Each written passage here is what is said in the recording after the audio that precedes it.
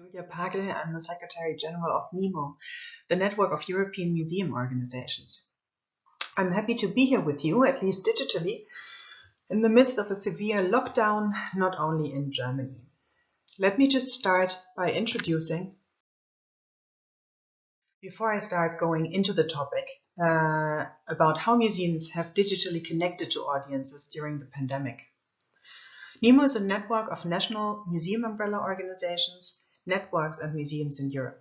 We were founded in 1992 with the first EU treaty, the Maastricht Treaty, which included culture in its EU policies. So at this point, the museum associations thought that they needed a spokesperson towards EU institutions, and that is when NEMO came to life. We speak for 30,000 museums in Europe. We have members in 40 countries of member states of the Council of Europe, national umbrellas, museums, and museum networks. Main activities. Well, we do advocacy for museums, as I was saying, towards EU institutions on basically every matter that is important to museums. We share information. We're a platform for information exchange and best practices. We're helping collaborate across borders, specifically in EU-funded projects. And we provide capacity building for museum professionals. And to give you an idea what that means, I have added just one example for each of those activities.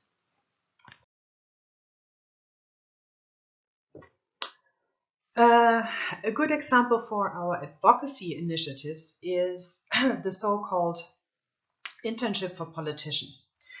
We invite politicians to museums and provide them with a hands-on, looking beyond exhibition walls experience. We get them really to work. They're selling tickets, they're cleaning objects, they're guiding children to the museum.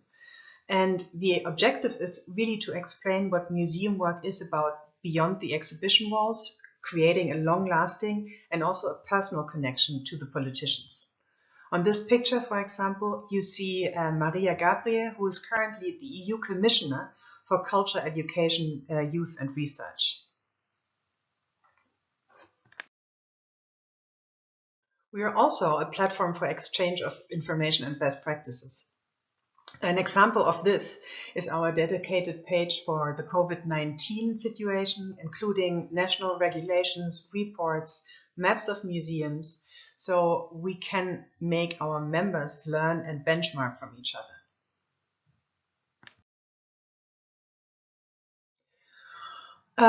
Our capacity building initiatives. This is a slide from one of our last webinars about how to work with discomforting truths. And we know that many museum professionals don't have the opportunity to get any kind of training, less even at European level, which adds a different layer of to any kind of topic because you look at it from different national backgrounds. We have different formats here. Most of them normally work in person, which we haven't done last year and which are still on hold. But we have offered a great row of webinars that are accessible for free on our website and the YouTube channel. NEMO encourages cross-border cooperation between museums. We have published a report about how museums in Europe make use of EU funds and how to increase their participation. We're currently also working on the toolkit for international cooperation in museums. We're also being part of many EU projects, and we're involving our members in those so they can work across borders on a European level. But this is just a very quick idea about what NEMO is about. You can have a look at our website or subscribe to our monthly newsletter if you're interested in further information. And obviously, I'm also happy to answer any question you should have. Yeah. But now I would like to take a look into how museums, particularly in Europe, have been impacted by the coronavirus situation, with a specific focus on how digital offers in museums have developed during the pandemic. You know this graph, I guess. Currently, the majority of museums in Europe are closed. We also know that even if open, visitors won't come back in masses, and it will take a long time until museums welcome visitor amounts at pre-COVID level. So there is a need to rethink how museums connect to their audiences. I'm going to show you a lot of graphs and numbers now, and this can be tiring, but graphs and numbers are necessary to learn and to compare and to benchmark, and most of all, to do evidence-based advocacy. So please bear with me. Directly following the initial wave of the coronavirus in Europe, NEMO began mapping its impact on museums. Almost 1,000 museums responded to our survey, and I will share some of the outcomes from May 2020. I will later come back to our brand new study, which was published on 11th January this year. During the first wave of the pandemic, most museums around the globe were closed, again. Looking at the income losses, some museums, especially the larger museums and the museums in touristic areas, have reported a loss of income of 75 to 80%, with weekly losses adding up to hundreds of thousands of euros. Museums in capitals were affected most by the loss of income, which is not surprising as they are the ones benefiting most from tourists and a greater population density in general. Since the physical museum doors were closed to the public, they had to find different ways of engaging with their communities by increasing their digital services. More than 60% of the museums increased their online services at that time, so within the first 4 weeks of shutting down. And in order to do that, more than 30% changed the roles of their staff to meet these online needs, while 13% even increased resources while facing a lack of income. And this increased visibility in the services led to more than 40% of the survey respondents noticing increased online visits to their museum, between 10 to over 100%. So if we now do the maths and we consider that 82% of Europeans are online every day and 75% in social media, but only 42% of the Europeans visited a museum at least once a year, the digital museum is really a great opportunity of making new friends. I think museums across the globe noticed how important their digital extensions were and how, if applied meaningfully, they could give access to collections. We also had a look at the input-output relation with regard to digital museum services. Not surprisingly, museums who reallocate staff tasks, the little yellow circles, are most active in starting a new online services or increasing an existing service, which are the red diamonds and the green triangles. Most prominently, virtual tours and online exhibitions. And this graph shows that services that do not require additional financial resources and or experience and skills are the ones increasing most. That could be, for example, hashtags in social media or an activity around an already existing online collections. While services that require time and resources and skills, like coming up with a podcast, live content, online learning, are the ones least likely to increase. These two slides just illustrate very well the fact that without input, the output won't grow by itself.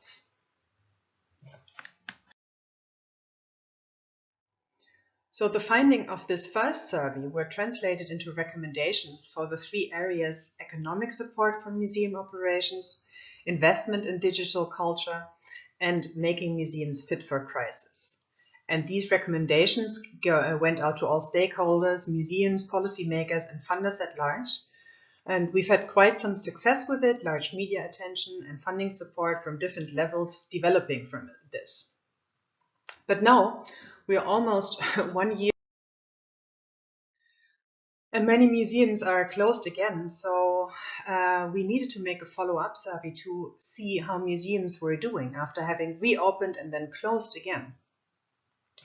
The survey took up these 3 areas of the recommendations that I've just shown to you and looked more deeply into financial losses and support, but most of all into the development of digital services and how museums can operate in crisis times and still fulfill their main task, which is work in service of society.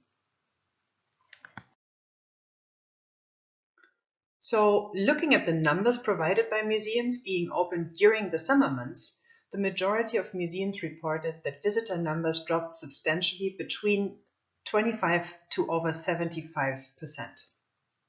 Looking into the reasons For the visitor drop, museums responded with three main causes: the drop in general tourism, the interruption of the school year, and cancellation of museum projects.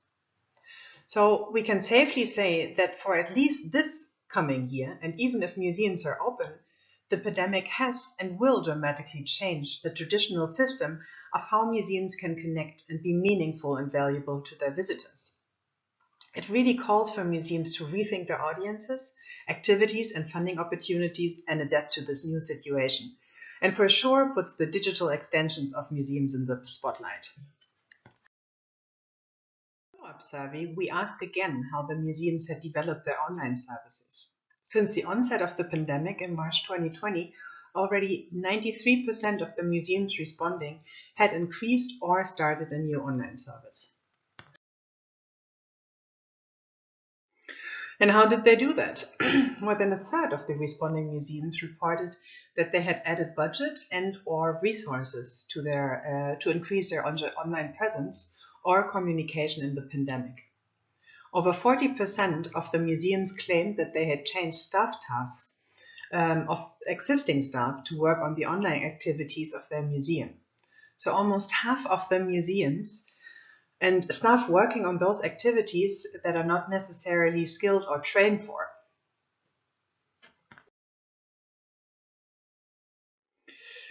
And maybe this is also reflected in the fact that more than 80% of the museums said that they require additional support with digital tools in transition, specifically small museums that haven't even started their digital transition sometimes.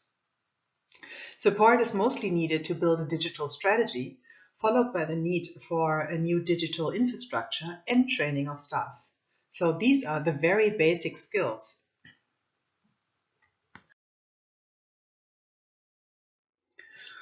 We're also looking at the demand side. What did visitors like most? Museums reported that they liked most the social media activities, followed by video material and learning programs. And I think this gives us a good idea about what we will have to invest in the future. But we will also need to invest in tools that help us to understand what online audiences are interested in, since a fourth of the museums don't even track whether their online activities are successful or not with the audiences. I would like to go more in depth into the challenges for digital offers and operation at large for museums. Both internally and externally, on a structural and activity level, museums still have work to do in order to better connect with communities online. And that means, first of all, a better understanding of where we stand. If we look at the results of a survey of 200 Italians about their online museum habits during the lockdown, we learn that people usually go for something interactive or educational when they seek out an online museum offer or experience. The survey also showed that the demographic and the socio-economic characteristics of the online audiences are the same as for the in-person audience. So museums online are confronted with the same access for everyone problem that real museums have been discussing a long time. Digital museum offers were in this providing access discussion always said to be the instruments to widen the audience, but that might not be true, at least if we do not adapt digital museum offers to be more fun and inclusive. The study draws the conclusion that museums need to better understand the non-online visitors and the reason why they are not connecting in order to design their online offers the best way possible and the most relevant way. I would now like to show you a couple of good practice examples of museums and initiatives that have been successful in reaching new audiences, creating new out-of-the-box partnerships, adding new online services, some even paid, to their portfolio. A good example for reaching new audiences was the very popular social media campaign #MuseumsFromHome and #BetweenArtAndQuarantine, which was completely curated by the public and by far the most successful on the web. In the museum world, we've often spoken about seizing authority and co-creation that should happen in museum work to open up and give access to engagement with the community. And I think here the same phenomenon is happening on a digital level. The more you give the audience a space to use the collections for free and for their free use, the more will they engage with the collection.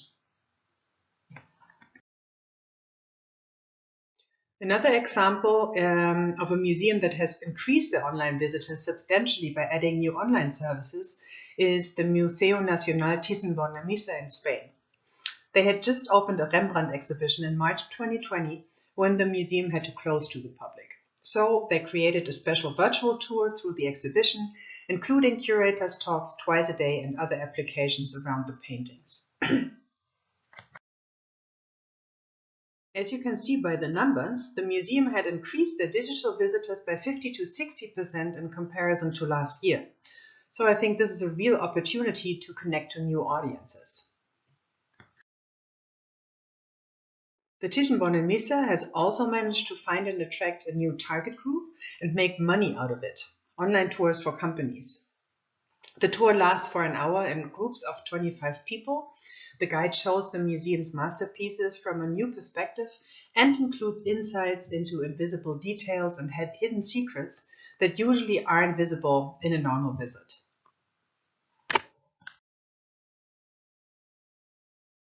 Another quite famous example was the collaboration we saw during the lockdown between Nintendo Switch, Getty, and the Met. The two museums added large parts of their open access collection to the digital game Animal Crossing. This collaboration outside the box attracted a whole new set of users, and when players download pieces from the collection, they are invited to share screenshots of their creativity on social platforms tagging @GettyMuseum and using the dedicated hashtag, which gained the museum increased visibility and new channels and platforms.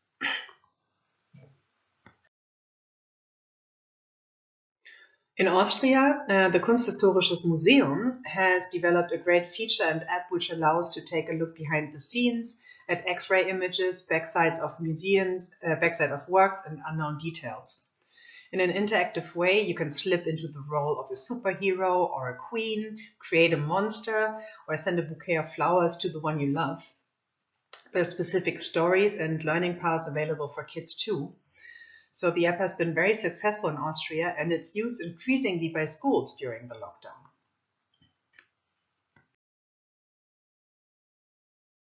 Another format came from the Brooklyn Museum in the US that welcomed young artists to an online summer art camp. The summer camp included daily live instructions with museum educators, teaching artists, and counselors. The camp cost $340 per week, but people could apply for scholarships. Again, this format was so successful that it's planned to be continued next summer, even if the museum should open again to the public. I think all of these examples have one thing in common, and that is that they need serious investment in technological infrastructure and skills in marketing on the museum side. So again, without increased input, we won't generate increased output. Or you could also say, before we start creating successful formats to connect meaningfully to visitors digitally, we unfortunately have to spend some money.